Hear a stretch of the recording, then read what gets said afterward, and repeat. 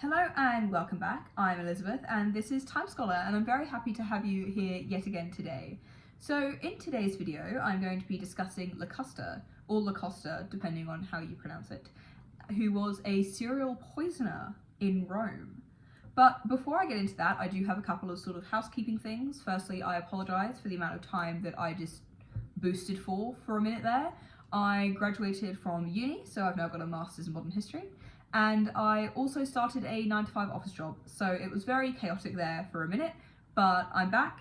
Some may say better than ever, but I'm back, and I'm back to making videos and uploading and everything as well. So I apologise for that absence. And then on top of that, my background is different. I'm currently in the southeast of England visiting my parents for Christmas, so instead of my little book nook, I have a telephone box wine holder and a Christmas tree with a squirrel on top of it. So I apologise for that as well, and my book nook will be back soon when I go back home. So today's video is ancient history once again, and I will be discussing Locusta of Gaul. Locusta was a woman that really fascinates me, actually. She was around during the Julio-Claudian dynasty, and on top of rather being just like quite interesting in of herself, she was a notorious poison maker in the 1st century of the Roman Empire. She was so good at her poisoning that it actually became her profession, and she even helped the Empress Agrippina the Younger end her husband's life. And after that, she was favoured by Nero for many, many years, and she worked for him until her death. So if that sounds like something that interests you, make sure to sit back, relax, grab a cup of tea, coffee, whatever you prefer, maybe a snack if you're peckish, and let's go. So who was Locusta? So Locusta's date of birth is actually unknown, but it is believed that she grew up in the countryside of Gaul, so sort of modern day France and parts of its neighbouring countries as well. And although little is known about her early life, it's believed, probably very confidently, considering what she went on to do, that she had a large knowledge of herbs, their properties, toxicology, botany, everything sort of under that umbrella. And it's believed that she must have grown up learning about herbs and botany, including the benefits but also the dangers of certain plants that she came across. And not much else is actually known about her childhood, but Locusta later moved to Rome, where her knowledge on poisons actually originally put her in really good stead, because she thought, what's a good way to make money? What's a quick way to make money?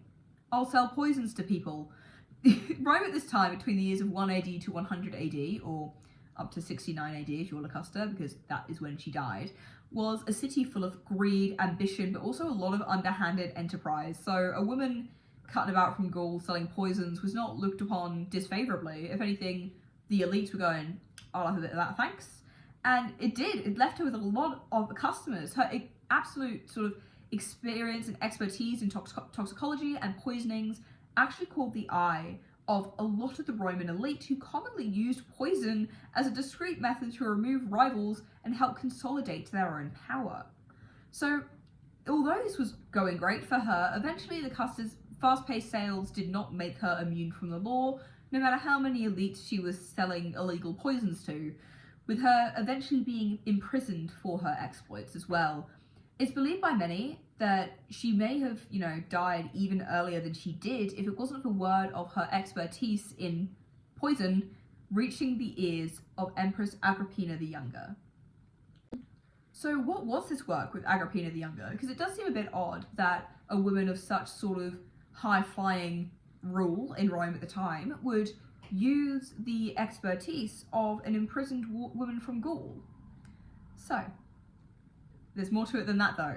So in 54 AD, Agrippina the Younger actually had a plan, which was to murder her husband Claudius to ensure that her son Nero, who was not related to Claudius through blood, but rather through a pressured adoption thanks to Agrippina, would get the throne. It's believed that Claudius' son Britannicus, who was actually quite forgotten about due to Claudius's death and also Nero taking the throne, would be named successor prior to Claudius's death. According to some historians, by 54 AD, Locusta was already notorious in Rome, not just as a prisoner and a poisoner, but as the poisoner. Like, she was the go-to. You needed someone poisoned, Locusta was on it. And her reputation for creating poisons was subtle, adjustable, and extremely effective, and had spread well beyond the lower classes. As already discussed, the elite Roman citizens were already lining up at her front door for a bit of poison.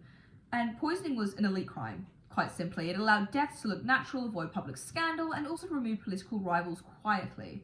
And this made Locusta's skills incredibly valuable in this society that was so obsessed with power and succession.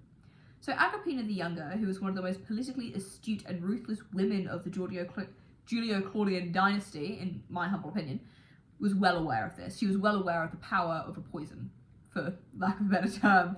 So when she learned of Locusta's imprisonment, she directly intervened.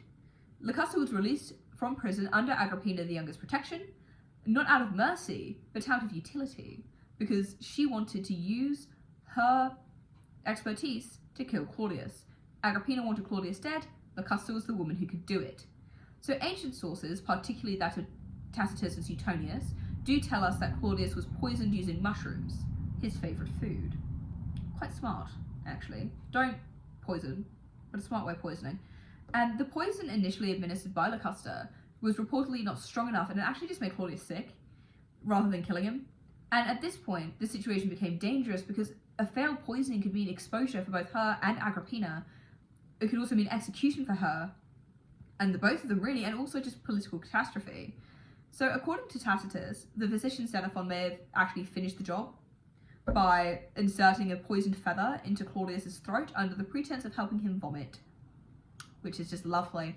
Whether this detail is literal or rhetorical or just completely made up for effect is heavily debated, because obviously no one is still alive who was there, and ancient historians do love a story. But it's long story short, Claudius died and Nero became emperor at just 16 years old. And Locusta, for her role in the murder, wasn't punished by Nero. Instead, she was rewarded. So under Nero, Locusta's position became even more extraordinary. She was no longer just a poisoner who had come in from Gaul, doing some undermined poisoning tactics, selling to the upper elite and then landed herself in prison. She had been already bailed out by Agrippina the Younger once, and Nero was not going to let that stop.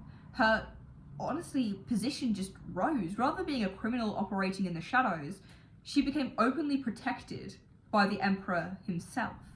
So Nero granted her land, wealth, and according to some sources as well, even students to teach sort of her expertise on toxicology and poison, but also, I'm assuming, herbs and botany and other things as well, because she would not know how to do this poisoning if it wasn't for a large sort of expertise and education in a variety of subjects, to be honest. And this is one of the most striking aspects of her story, really, that poison making was effectively institutionalized here by Nero. And her most famous act under Nero was actually the murder of Britannicus, so Claudius's biological son, and Nero's greatest political threat, because Nero was only in the role of emperor due to a pressured adoption, and also the fact that his mother had killed his adopted father. That was long story short. He was never going to be born into that role. Britannicus was. So although Britannicus was still young, his lineage made him very, very dangerous. So the existence of an alternative heir was enough to destabilize Nero's rule. So according to Tacitus, Locusta was ordered to create a poison that would act quickly and publicly, and that was deliberate. Nero wanted the death to happen in front of as many witnesses as possible to eliminate any doubt about Britannicus's fate. So there couldn't be any sort of whispers that he just went away, or that he was exiled by Nero, or that it was clear that he was dead. That's the long and short of it. So the first attempt actually failed, again, just making Britannicus sick. And Nero was not happy. Honestly, he was really, really mad, and he apparently beaten Locusta and threatened her with execution unless she was able to produce something more effective. And the second poison did work. After you've been beaten and threatened with execution, you probably would come up with something that worked. Britannicus collapsed and died during a dinner banquet, so there was a lot of witnesses about, just as Nero had wanted, in full view of the imperial court. So there was no sort of questioning as to what happened to Britannicus. He was dead. He was a goner. And Nero claimed it was an epileptic seizure, and not many people believed him. A lot of people believed that he just knocked Britannicus off.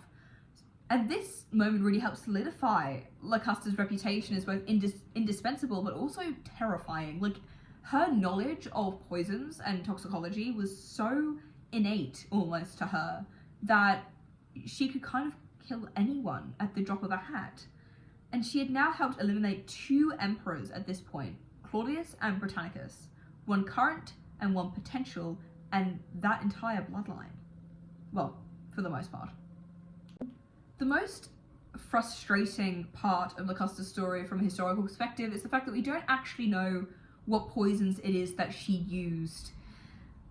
Ancient authors were far more, invested in the moral judgment and the story behind it all than they were in the chemical detail than, people maybe nowadays. However, modern historians and toxicologists have made some sort of educated guesses as to what she could have used. Obviously, no one knows for sure.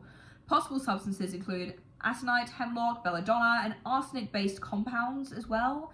And what made Locusta remarkable was not just the poison itself, but her ability to control it, control the dosage and the timing. She could create poisons that acted immediately, slowly, or even appeared as natural illness as well, which is very interesting to me. And ancient authors do often exaggerate the precision of poisons to help heighten the drama, and it is true, Locusta would have been extremely skilled. And the idea of perfectly tailored poisons should probably be taken with a bit of a grain of salt, because much of what we do know is through hostile elite male authors who viewed her as morally transgressive. So even though we do know about her and we know about her poisonings and we know about everything that she has done, what the authors have written, very much up for debate due to sort of the whole morality that really stemmed from a lot of these authors. So speaking of these authors, one of the most sort of detailed accounts of Locusta comes from Tacitus. He was a Roman historian, and he wrote in the early 2nd century AD in his work Annals, and Tacitus is often considered to be one of the most reliable sources for the Julio-Claudian dynasty and period, but also he's really critical of imperial power and immensely hostile towards figures that he associates with moral corruption, not putting Locusta in very good stead here in the eyes of Tacitus. And in Tacitus's telling, Locusta is not only a criminal for hire, but a tool of imperial paranoia. Yeah. He describes her as a professional poisoner whose skills were deliberately cultivated by Nero, not hidden away. This is really clear, actually, in his retelling of Britannicus' murder, where Locusta is summoned, threatened, punished for failure, and then forced to produce a poison that would kill swiftly and publicly, which is now the believed story as previously discussed. And what stands out in Tacitus's narrative is the atmosphere of fear.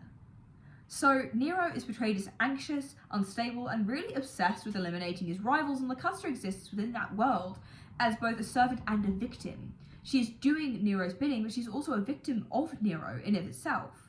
Tacitus makes it really clear that her survival did depend entirely upon imperial favour.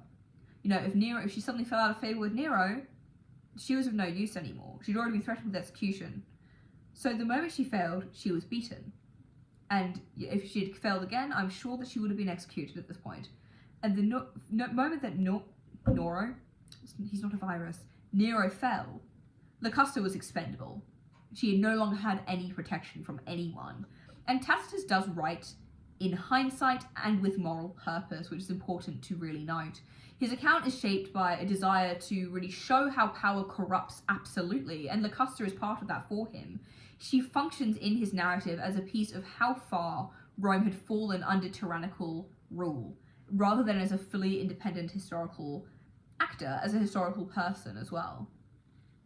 Alongside Tacitus, there was Suetonius, and while Tacitus's sort of retelling is very politically focused, Suetonius's is completely different. He writes in the 12 Caesars, and he is less interested in political sort of systems and more interested in personal behaviour, scandal, and excess. So he's writing far more for the drama than he is to kind of alongside a political ideology.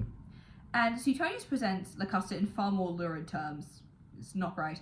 He emphasises her role as a corrupting influence and claims that Nero not only protected her but rewarded her with land and students, and paints her as an emblem of moral decay in his reign. So in Suetonius' account, poison becomes not just a weapon, but also a symbol of Nero's perverse enjoyment of power. Locusta was not herself. She was something to aid Nero in his seeking of power, And this does not mean that Suetonius' retelling is useless by any means, it just means that he has to be handled carefully.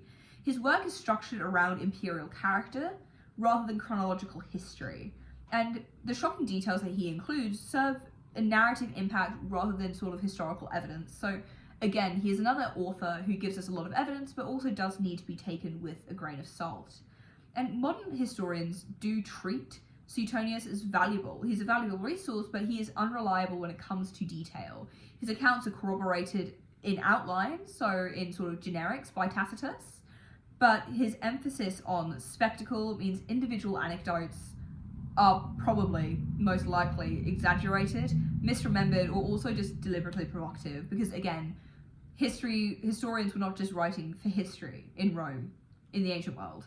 They were writing for a bigger purpose, whether it be political, for, a story. There was always something, not always, but mostly, something underlying what else they had to say. It's also important to discuss Locusta's gender when it comes to this entire story, because you can't really remove that from the entire sort of shape and what she made for herself here. So Roman sources consistently frame her as unnatural, monstrous, and corrupting. And all of that is linked to her femininity as well in these sources. She was a woman who possessed secret knowledge, operated independently, and influenced imperial politics through death. And that was incredibly unsettling to Roman moralists, incredibly. She became a symbol of what Roman society feared, which was a woman outside of male control, using intellect rather than force, and wielding power invisibly. Because God forbid a woman be smart without a man and have some control. Don't poison though, you can do that without poisoning people. But this really does tell us just as much about Roman anxieties at the time as it does about Locusta herself.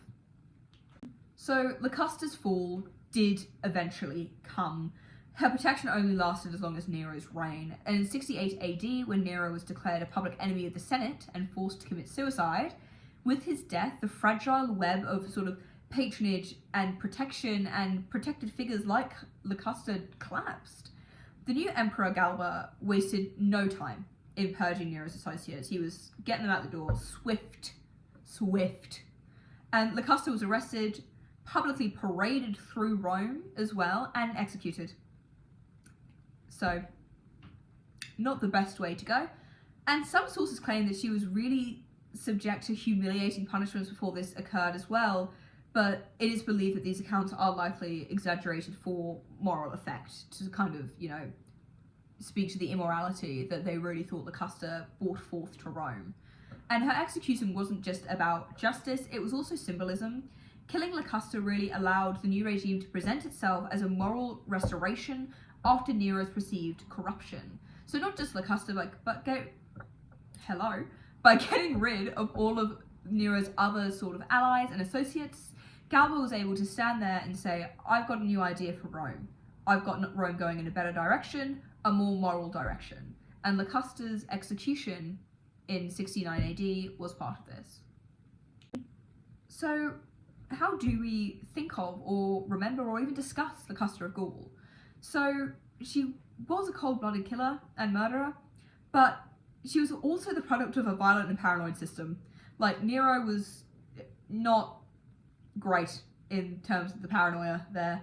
And Locusta did not invent poisoning in Rome. It had been going on long before she traipsed in from, the outskirts of Gaul. She just mastered it. And her survival really depended on navigating a world where power was maintained through fear, secrecy, and death.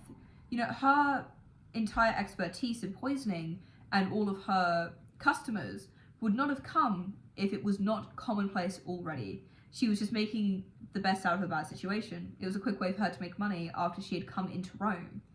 And in many ways, she was not an anomaly at all, but really a sort of symptom of the Julio-Claudian dynasty and system in and of itself.